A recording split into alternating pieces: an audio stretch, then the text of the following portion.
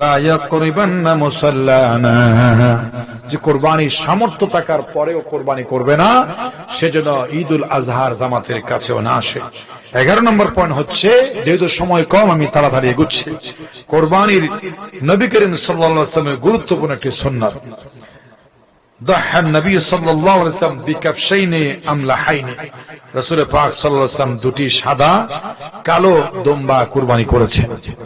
এরপরে 12 নম্বর পয়েন্ট হচ্ছে, আগে কুরবানি না আগে নামাজ। আল্লাহ নিজে বলছেন ফাসাল্লি লিরাব্বিকা ওয়ানহার, ফাসাল্লি লিরাব্বিকা ওয়ানহার, আপনার রবের জন্য আগে নামাজ পড়ুন, তারপরে কুরবানি করুন। 12 নম্বর পয়েন্ট হলো, কোরবানি সমাজের ভিতরে সমর্মিতা, ভ্রাতৃত্ববোধ, মায়া মমতা জাগ্রত করে। যেমন আল্লাহ পাক বলছেন ফাকুলু মিনহা ওয়া আতি'মুল বাইসাল ফাকির, ফাকুলু মিনহা, কুরবানির মাংস থেকে তোমরা ভক্ষণ করো, ওয়া আতি'মুল বাইসাল ফাকির, যারা মিসকিন গরীব এবং তাদেরকে তোমরা সেখান থেকে ভাগ দাও, সাহায্য করো তাদেরকে। কোরবানির 14 নম্বর গুরুত্ব ফজিলত হচ্ছে, আমাদেরকে আপনাদেরকে যাদেরকে আল্লাহ পাক সামর্থ্য দিয়েছেন কোরবানি করার জন্য, তারা কোরবানি করার মাধ্যমে আল্লাহ পাক রব্বুল আলামিনের দেওয়া নিয়ামতের কৃতজ্ঞতা শুকরিয়া আদায় করে। এটাই হচ্ছে কোরবানির 14 নম্বর গুরুত্ব এবং ফজিলতের পয়েন্ট। কোরবানি কার উপর ওয়াজিব? যার উপরে 52 তোলা রূপা 10, 11, 12, 13, 10, 11, 12 এই 3 দিন যার কাছে চলে আসে, সামর্থ্য চলে আসে, এটাকে হিসাব করলে প্রায় 1,78,500 টাকা হয়। বর্তমান মূল্য 1,78,500 টাকা। আমি আবারও বলছি, এই বছরে কোন মানুষের যদি নিত্য প্রয়োজনীয় খরচের আউট বাইরে গিয়ে 1,78,500 টাকা পরিমাণ রূপা কিংবা এই সম পরিমাণ অর্থ যার কাছে আসবে 3 দিনের ভিতরে, তার উপরে 1 ভাগ ন্যূনতম একটি ছাগল দিয়ে হলেও কোরবানি করা ওয়াজিব, বাধ্যতামূলক। এবং এই সামর্থ্য থাকার পরেও যারা কোরবানি করবে না, রাসূল পাক সাল্লাল্লাহু আলাইহি ওয়াসাল্লাম নিষেধ করেছেন, সে যেন যদি পুরুষ হয় আমার ঈদুল আজহার নামাজের কাছেও যেন না ঘেঁষে। নাউযুবিল্লাহ। আল্লাহ পাক আমাদেরকে আল্লাহর পছন্দ অনুযায়ী তাকওয়ার মেজদাকে, আল্লাহকে ভয় করে আল্লাহ পাকের উদ্দেশ্যে আল্লাহকে সন্তুষ্টির জন্য 2024 সালের কোরবানি আদায় করার তৌফিক দান করেন, এবং জিলহজ মাসের প্রতিটি দিন যেন 5 ওয়াক্ত নামাজ বাজামাতে, অতিরিক্ত ইবাদাতুন নাফিলাতের মাধ্যমে আল্লাহ পাক যেন আমাদেরকে 10টা দিন সুন্দরভাবে আমলের জিন্দেগির মাধ্যমে পালন করার তৌফিক দান করেন। আমল সে জিন্দগি বানতি, জান্নাত ভি জাহান্নাম ভি, আমলের মাধ্যমে জান্নাত জাহান্নাম ফয়সালা হবে। আল্লাহ পাক আমাদেরকে আমল করার তৌফিক দান করুক, এই আশা ব্যক্ত করে এতক্ষণ ধরে আপনারা কষ্ট করে আমার এই অগোছালো সংক্ষিপ্ত কথাগুলো শোনার জন্য আপনাদের ধন্যবাদ, মোবারকবাদ, অভিনন্দন জানিয়ে আমি আজকের আমার এই সংক্ষিপ্ত আলোচনা এখানে ইতি টানলাম। হাযা মা ইনদি ওয়াল ইলমু ইনদাল্লাহ আলাইহি তাওয়াক্কালতু ওয়া ইলাইহি মুনীব। আসসালামু আলাইকুম ওয়া রাহমাতুল্লাহি ওয়া বারাকাতুহু। আসসালামু আলাইকুম ওয়া রাহমাতুল্লাহি ওয়া বারাকাতুহু। الحمد لله وحده والصلاة والسلام على من لا نبي بعده أما بعد فأعوذ بالله من الشيطان الرجيم بسم الله الرحمن الرحيم لن ينال الله لحومها ولا دماؤها ولكن يناله التقوى منكم صدق الله المولانا العظيم وصدق رسوله النبي الحبيب الكريم আলহামদুলিল্লাহ, আল্লাহ পাক সুবহানাহু ওয়া তাআলার দরবারে আপনাদের সাথে নিয়ে শুকরিয়া আদায় করতে চাই যে আল্লাহ পাক সুবহানাহু ওয়া তাআলা আজকের এই সুন্দর একটি মুহূর্তে, সুন্দর একটি দিনে, পবিত্র জিলহজ মাসকে সামনে রেখে, কোরবানিকে সামনে রেখে উলামায়ে কেরামের সান্নিধ্যে জান্নাতি পরিবেশে বসার তৌফিক দান করেছেন। সে আল্লাহ পাকের দরবারে খুশি হয়ে প্রাণ খুলে শুকরিয়া আদায় করে তার শিখানো ভাষায়, কোরআনের ভাষায় বলছি আলহামদুলিল্লাহ। লাখ কোটি তার চাইতে অনেক অনেক বেশি দরুদ ও সালামের হাদিয়া পেশ করছি মানবতার মুক্তির একমাত্র দিশারি মুহাম্মদুর রাসূলুল্লাহ সাল্লাল্লাহু আলাইহি ওয়াসাল্লামের দরবারে, রওজা আকদাস, যার উসিলায় আজকে দামি হয়েছি, কোরআন পেয়েছি, কোরবানি পেয়েছি, যার উসিলায় আজকে সমস্ত কিছু নিয়ামতের ভান্ডার পেয়ে নিজেকে আজকে গর্ববোধ করে বলছি 1,24,000 পয়গম্বরের ঊর্ধ্বে এই পৃথিবীর জমিনে আল্লাহ পাক পাঠিয়েছেন লিহিদায়াতিন নাস, মানুষের হেদায়েতের জন্য। ভাবতে বড়ই বুকটা বড় হয়ে যায়, প্রশস্ত হয়ে যায়, হৃদয়টা খুশিতে নাচে। সমস্ত নবীদের নবী, রাসূলদের রাসূল, শ্রেষ্ঠ রাসূল, শ্রেষ্ঠ রাসূল, খায়রুল আম্বিয়া মুহাম্মদুর রাসূলুল্লাহ সাল্লাল্লাহু আলাইহি ওয়াসাল্লাম হচ্ছেন আমাদের নবী, সমস্ত নবীদের সরদার, সমস্ত নবীদের নবী। সুবহানাল্লাহ। এজন্য আমরা তাকে কেন্দ্র করে, উসিলা করে আজ আমরা পৃথিবীর সব দামি নিয়ামত পেয়েছি। আগের যুগের কোরবানি যারা করত, সর্বপ্রথম কোরবানি করেছিলেন হযরত আদম আলাইহিস সালাতু ওয়াস সালামের সন্তান হাবিল এবং কাবিল। আল্লাহ পাক বলছেন সূরাতুল মাইদার 27 নম্বর আয়াতে, ওয়াতুলু আলাইহিম নাবাআ وَاتْلُ عَلَيْهِمْ نَبَأَ ابْنَيْ آدَمَ بِالْحَقِّ। আপনি হযরত আদম আলাইহিস সালাতু ওয়াস সালামের সন্তানদের কোরবানিটা, আপনি ইতিহাসটা, সংবাদটা সত্য সহকারে তাদের কাছে তেলাওয়াত করে শোনা। ইয কাররাবা কুরবানান, যখন তারা দুইজনই আল্লাহর দরবারে কোরবানি করেছিলেন, ফাতুকাব্বিলা মিন আহাদিহিমা, একজনের কোরবানি কবুল হয়েছিল, ওয়ালাম ইউতাকাব্বাল মিনাল আখার, অন্যজনের কোরবানি কবুল হয় নাই। হযরতে আদম আলাইহিস সালামের সন্তান হাবিলের কোরবানি কবুল হয়েছিল, আর কাবিলের কোরবানি কবুল হয় নাই, তার কোরবানি ডাস্টবিনে নিক্ষিপ্ত হয়েছে। কেন কবুল হয় নাই? মুফাসসিরিন ইকরাম তার একমাত্র কারণ বর্ণনা করেছেন, হযরতে আদম আলাইহিস সালামের সন্তান দুশ্চরিত্র বদবখত কাবিলের নিয়ত ঠিক ছিল না, ইখলাস ছিল না, আল্লাহর জন্য কোরবানি করার মন মানসিকতা ছিল না, এবং হৃদয় নরম করে ফ্রেশ জিনিস সে কোরবানির জন্য দিতে পারে নাই। এজন্য আল্লাহ পাক বলছেন, তোমরা একমাত্র নিয়তটাই আমার কাছে চাহিদা। আল্লাহ পাক আরো বলেছেন, লা ইয়ানালাল্লাহু লুহুমুহা ওয়ালা দিমাউহা ওয়ালাকিন ইয়ানালুহু তাকওয়া মিনকুম।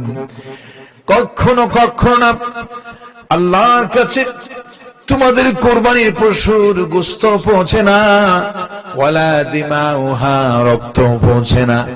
আল্লাহ রে, এত কষ্ট করে কোরবানি করি, রক্ত যদি না পৌঁছে, মাংস না পুষলে কি পৌঁছে তোমার কাছে? আল্লাহ বলছেন, ওয়ালাকিন ইয়ানালুহু তাকওয়া মিনকুম, তোমাদের দিলের তামান্না, তাকওয়াটা, নিয়তটা, ইখলাসটা আমার আল্লাহর কাছে পৌঁছে।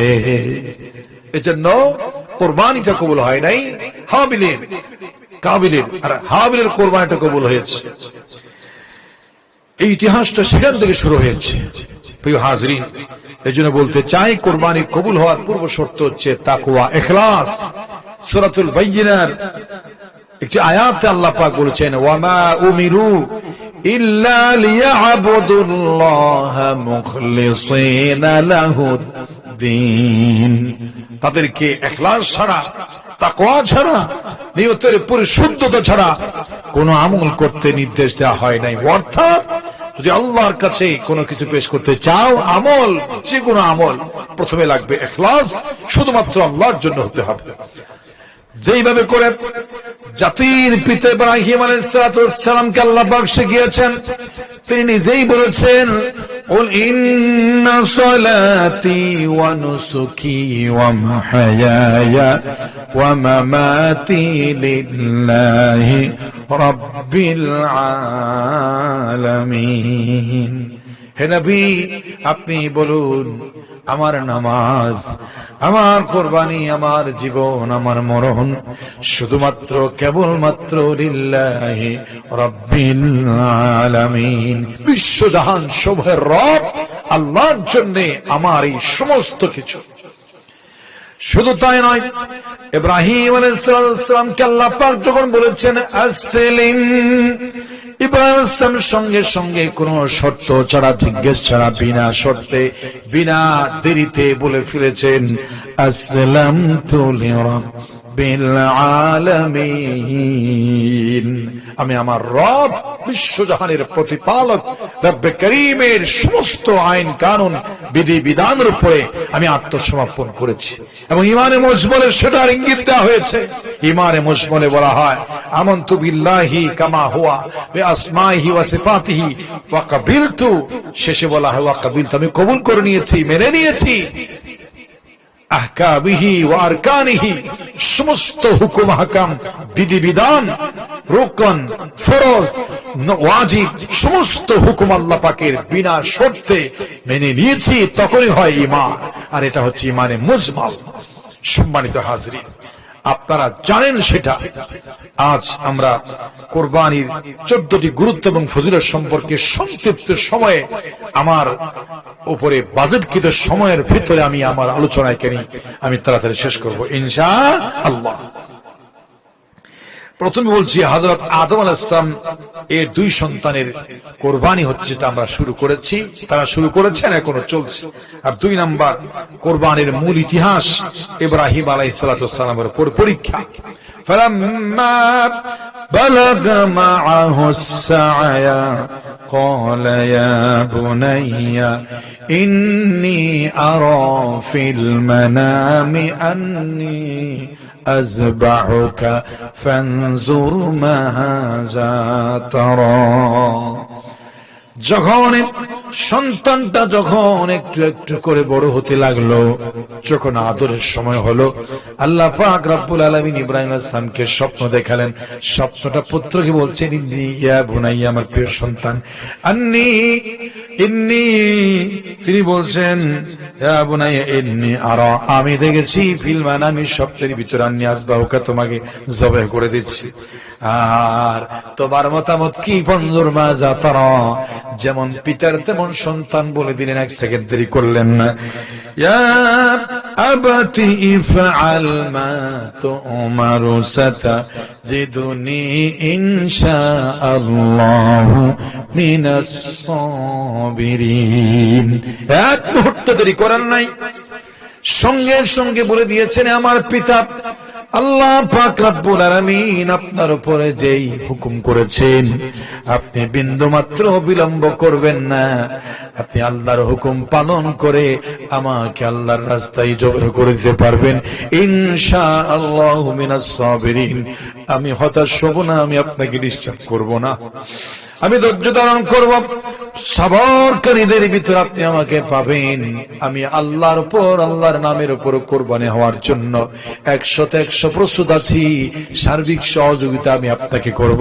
আপনি আমাকে ইনশাআল্লাহু মিনাস সাবিরিন, আল্লাহ যদি চান ইনশাআল্লাহ আমি ধৈর্য ধারণ করব যত মুসিবত আসুক। সুবহানাল্লাহ। 3 নাম্বার হচ্ছে, এখানে প্রকাশ পেয়েছে ইসমাঈল আলাইহিস সালামের আনুগত্য।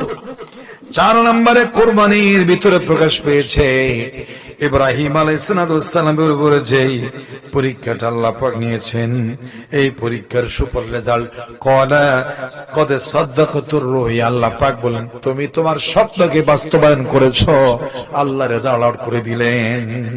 5 নম্বর হচ্ছে মহান কোরবানি দ্বারা আল্লাহ পাক তাকে মুক্তি দিলেন, কঠিন মুসিবত থেকে মুক্তি দিলেন। আল্লাহ নিজে বলছেন ওয়াফাদাইনাহু বিযিবহিন আযীম, আমি তাকে মহান কোরবানির মাধ্যমে মুক্ত করলাম। 6 নম্বর হচ্ছে রাসূল পাক সাল্লাল্লাহু আলাইহি ওয়াসাল্লাম বলেছেন, এটা হচ্ছে ইব্রাহিম আলাইহিস সালামের সুন্নাহ। রাসূল সাল্লাল্লাহু আলাইহি ওয়াসাল্লাম বলেছেন ক্বালা রাসূলুল্লাহ সাল্লাল্লাহু আলাইহি ওয়াসাল্লাম সুন্নাতা আবিকুম ইব্রাহিম, এটা তোমাদের পিতা ইব্রাহিম আলাইহিস সালামের সুন্নাত। 7 নম্বর হচ্ছে এই কোরবানির ফজিলত সম্পর্কে 7 নম্বর পয়েন্ট হচ্ছে কোরবানির প্রতিটি পশমে নেকি রয়েছে। রাসূল পাক সাল্লাল্লাহু আলাইহি ওয়াসাল্লাম বলেছেন বিকুল্লি শাআরাতিন হাসানা, প্রত্যেকটি পশমের বিনিময়ে সওয়াব রয়েছে। একটি পশুর কত কোটি কোটি পশম আছে, পৃথিবীর কোন অ্যাকাউন্টিং অফিসার শেষ করতে পারবে, গণনা করে পারবে না। সুতরাং পশম যেমন অগণিত, কোরবানির সওয়াব হবে অগণিত, অসংখ্য, অনন্ত, অযুত, কোটি, মিলিয়ন, বিলিয়ন, ট্রিলিয়ন সওয়াব হবে, যে মানুষের মাথায় খেস করবে না। এমন বিশাল অসংখ্য অগণিত অনন্ত সওয়াব থেকে তারাই মাহরুম হবে যারা বদনসিব। এরপরে কোরবানির গুরুত্বের উপরে 8 নম্বর পয়েন্ট হচ্ছে কোরবানির আসল উদ্দেশ্য হচ্ছে তাকওয়া। আল্লাহ পাক বলছেন লা ইয়ানালাল্লাহু লুহুমুহা ওয়ালা দিমাউহা ওয়ালাকিন ইয়ানালুহুত তাকওয়া মিনকুম, গোশত মাংস আল্লাহর কাছে পৌঁছে, তাদের তাকওয়াটা, তাদের খুলুসিয়তটা আল্লাহর কাছে পৌঁছে। এবং আল্লাহ পাক এটাও বলেছেন ইন্নামা ইয়াতাকাব্বালুল্লাহু মিনাল মুত্তাকিন, মুত্তাকিদের তাকওয়াবানদের আমল আল্লাহ কবুল করেন।